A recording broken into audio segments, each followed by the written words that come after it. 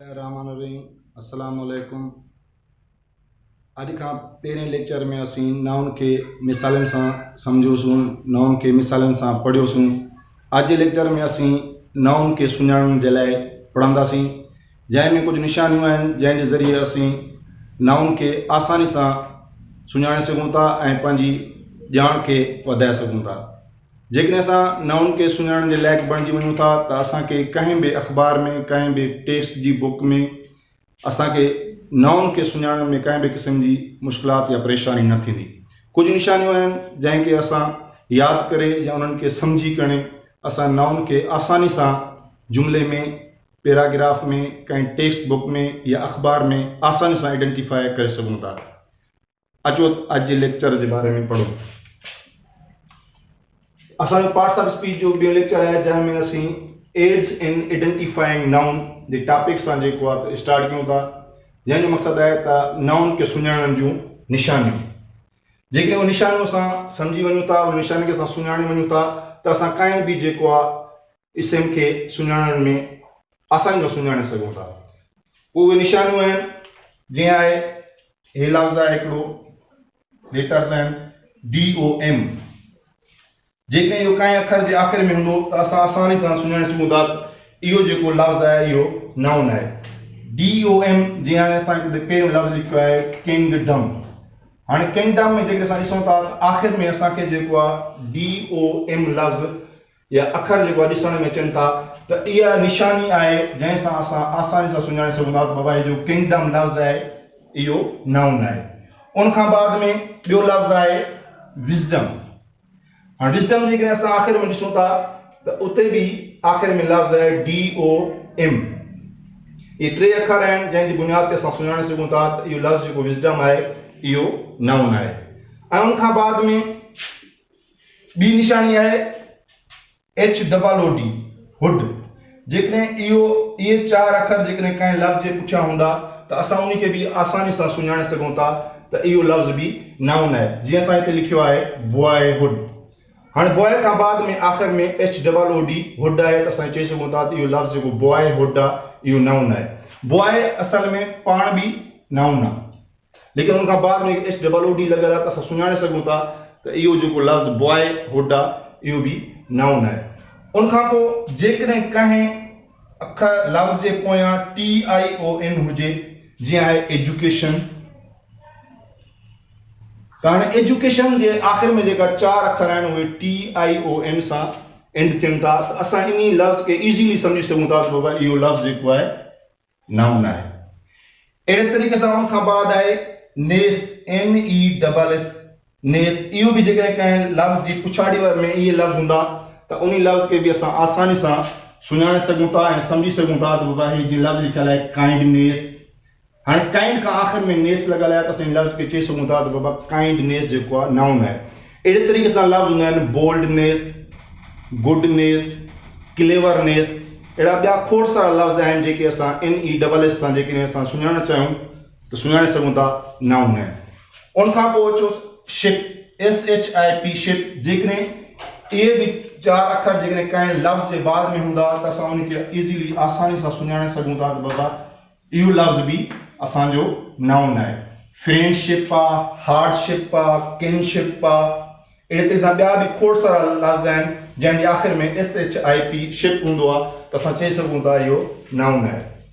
उनखां बाद में TH, जंहिं बि लफ़्ज़ जे आख़िर में T+H हुजे, TH, त असां उनखे चई सघूं था इहो लफ़्ज़ बि नाउन आहे। जीअं थी वियो ग्रोथ, उनखां पोइ स्ट्रेंथ, लेंथ, विड्थ। खोड़ सारा अहिड़ा लफ़्ज़ आहिनि जंहिंखे असीं आसानी सां सुञाणे सघूं था जंहिंजे आख़िर में TH हुजे। उनखां बाद में आहे ER बि जंहिं लफ़्ज़ जे आख़िर में हूंदो त असां उनखे आसानी सां सुञाणे सघूं था त बाबा इहो बि लफ़्ज़ जेको आहे नाउन आहे। जीअं टीचर आहे, सिंगर आहे। अहिड़े तरीक़े सां ॿिया बि खोड़ सारा लफ़्ज़ आहिनि, सिंगर थी वियो, पेंटर थी वियो, उनखां अलावा जेको आहे त फार्मर थी वियो। त इहे लफ़्ज़ बि जेका आहिनि उहे नाउन हूंदा आहिनि। उनखां बाद में आहे OR। जेकॾहिं कंहिं लफ़्ज़ जे आख़िर में OR आहे त असां उनखे चई सघूं था बाबा उहो नाउन आहे। जीअं आहे गवर्नर, एम्पिरर अहिड़े तरीक़े सां। उन खां पोइ आहे कंहिं लफ़्ज़ जे आख़िर में जेकॾहिं ए आर हुजे त असां उनखे नाउन पुछूं था।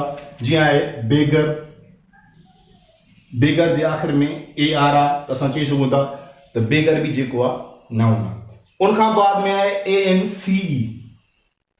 ए एन सी ई लफ़्ज़ अखर जेकॾहिं 4 अखर कंहिं लफ़्ज़ जे आख़िर में हुजे त असां उनखे चई सघूं था त बाबा इहो बि नाउन आहे। जीअं आहे इंश्योरेंस। इंश्योरेंस जे आख़िर में जेका 4 अखर आहिनि ए एन सी, इन जे बुनियाद ते असां चई सघूं था इंश्योरेंस जो लफ़्ज़ आहे इहो नाउन आहे। उन खां पोइ आहे सी वाई। जन बि अखरनि जे आख़िर में सी वाई हुजे त असां उन्हनि खे बि नाउन चई सघूं था। जीअं लफ़्ज़ आहे एक्यूरेसी। एक्यूरेसी जे आख़िर में सी वाई आहे त असां चई सघूं था त इहो लफ़्ज़ बि जेको आहे नाउन आहे। उन खां बाद में अचो जंहिंजे आख़िर में हुजे आई ओ एन। जीअं आहे यूनियन, ओपिनियन, अहिड़े तरह ॿिया खोड़ सारा लफ़्ज़ आहिनि जंहिंजे आख़िर में आई ओ एन हुजे त असां चई सघूं था इहे बि नाउन आहिनि। उन खां बाद में आहे मेंट, एम ई एन टी। जेकॾहिं इहो लफ़्ज़ कंहिं इहे 4 लेटर जेकॾहिं कंहिं अखर लफ़्ज़ जे आख़िर में हुजनि त असां उन्हनि खे चई सघूं था बाबा इहे बि नाउन आहिनि। जीअं आहे मूवमेंट, पनिशमेंट, अहिड़े तरीक़े सां ॿिया बि खोड़ सारा लफ़्ज़ आहिनि। उन खां बाद में आहे एम ओ एन वाई।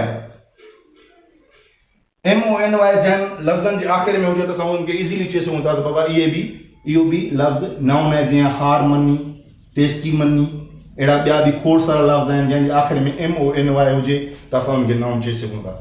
उन खां पोइ आहे शन, एस आई ओ एन।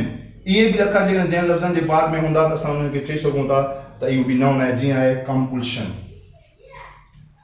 उन खां बाद में आहे टी वाई। जंहिं अखरनि जे आख़िर में लफ़्ज़नि जे आख़िर में लफ़्ज़ अखर टी वाई हुजनि त असां उन्हनि खे चई सघूं था त बाबा इहे बि नाउन आहिनि। जीअं आहे ऑनेस्टी। उन खां बाद में आहे यू आर ई। जंहिं अखरनि जे लफ़्ज़नि जे आख़िर में इहे 3 अखर हुजनि यू आर ई त असां उनखे चई सघूं। जीअं आहे फर्नीचर। ऐं उन खां बाद में आहे आई A N. I A N जेकॾहिं लफ़्ज़नि जे आख़िर में हूंदा त असां उनखे चई सघूं था त इहो बि नाउन आहे। जीअं कस्टोडियन, गार्डियन। ठीकु। उन खां बाद में आहे ई एन सी ई। जेकॾहिं इहो लफ़्ज़ इहो अखर जेकॾहिं कंहिं लफ़्ज़ जे आख़िर में हूंदा त असां उनखे चई सघूं था त बाबा इहे लफ़्ज़ जेका आहिनि नाउन आहिनि। जीअं एब्सेंस, प्रेजेंस, एग्ज़िस्टेंस। उन खां बाद में आहे ए जी ई। ए जी ई जंहिं अखरनि जे पिछाड़ी में इहे लफ़्ज़नि जे पिछाड़ी में इहे अखर हूंदा त असां उन्हनि खे चई सघूं था इहे बि नाउन आहिनि। जीअं आहे ब्रेकेज, लीकेज, ऐं ॿिया अहिड़ा खोड़ सारा लफ़्ज़ आहिनि जेके तव्हां डिक्शनरी में ॾिसंदव त तव्हांखे इनशाला जेको खोड़ सारा अहिड़ा लफ़्ज़ मिलंदा जंहिंखे तव्हां यादि करे पंहिंजी नॉलेज वधाए सघो था। उन खां बाद में आई एस एम। इहे बि इहे अखर जंहिं लफ़्ज़नि जे बाद में हूंदा असां उन्हनि खे बि नाउन चई सघूं था। जीअं आहे हीरोइज़म। ऐं उन खां बाद में डबल ई।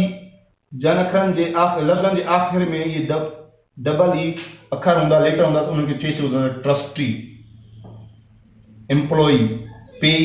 अहिड़े क़िस्म जा खोड़ सारा लफ़्ज़ आहिनि जेका तव्हां ॻोल्हे खणी पंहिंजी ॼाण वधाए सघो था। उन खां बाद में आर वाई। आर वाई जंहिं लफ़्ज़नि जे आख़िर में हूंदा असां उन्हनि खे चई सघूं था बाबा इहे बि नाउन आहिनि। जीअं लाइब्रेरी, डिस्पेंसरी, ॿिया अहिड़ा खोड़ सारा लफ़्ज़ आहिनि जेका तव्हांखे जेको आहे त डिक्शनरी में लभंदा ऐं तव्हां इहे लफ़्ज़ ॻोल्हे इन निशाननि सां जेको आहे यादि करे निशान यादि करे तव्हां अहिड़ा खोड़ सारा लफ़्ज़ जेको आहे ॻोल्हे खणी पंहिंजी ॼाण वधाए सघो था। इनशाला असां कोशिशि कई आहे पंहिंजे शागिर्दनि जी पुरज़ोर अपील ते साईं तव्हां जेको आहे त टेंसिस जी क्लास बि हलायो त इनशाला कोशिशि आहे त इनशाला जेको आहे त चंद हफ़्तनि में जेको आहे त इहो टेंसिस खे बि हलाइण जो प्रोग्राम आहे। इनशाला जेके तव्हांखे असांजो लेक्चर पसंदि आयो आहे इनखे लाइक कयो, शेयर कयो, असांजे चैनल AWK अकेडमी खे सब्सक्राइब कयो। Thank U. अस्सलाम वालेकुम।